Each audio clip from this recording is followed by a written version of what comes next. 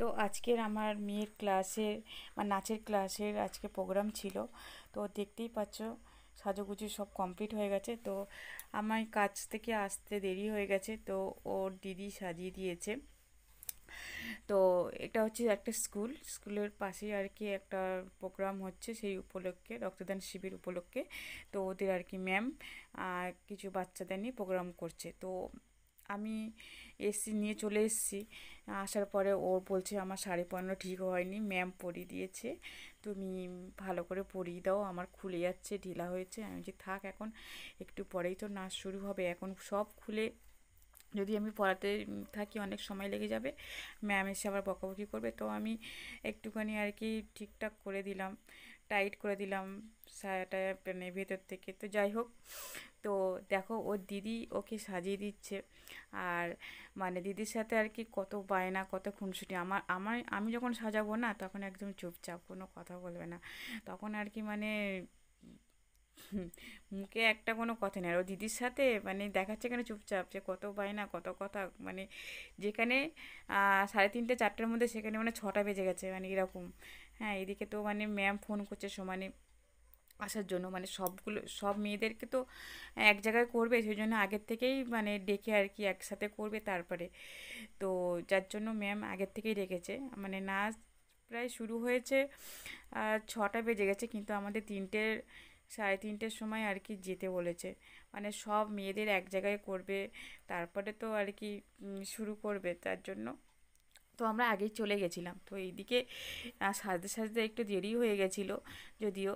তো শাড়ি টাড়ি সব ম্যাম পরিয়ে দিয়েছে, আর বাড়ির থেকে সেজে আসা হয়েছে শুধু খোপা। আর এদিকে তোমার মুখের মেকআপটা করে দিয়েছে দিদি।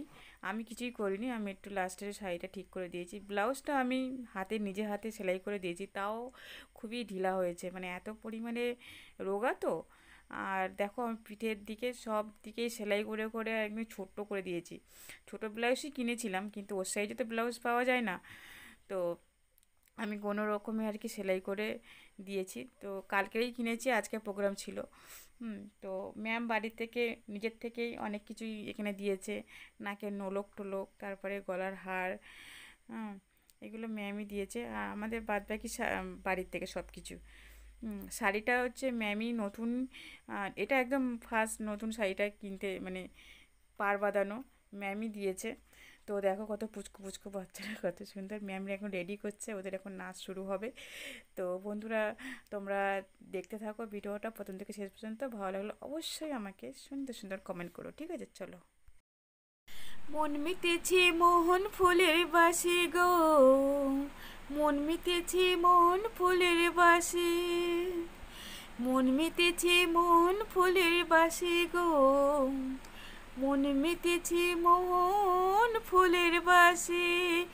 ও সজনী, গোপনে সে আমায় ভালোবাসি গো, গোপনে সে আমায় ভালোবাসি।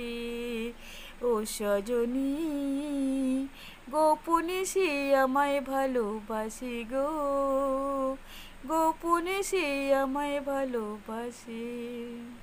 তো বন্ধুরা, এই গানের লাইনটা ছিল, তো 2 লাইন আমি গানটা বোঝানোর জন্য বললাম।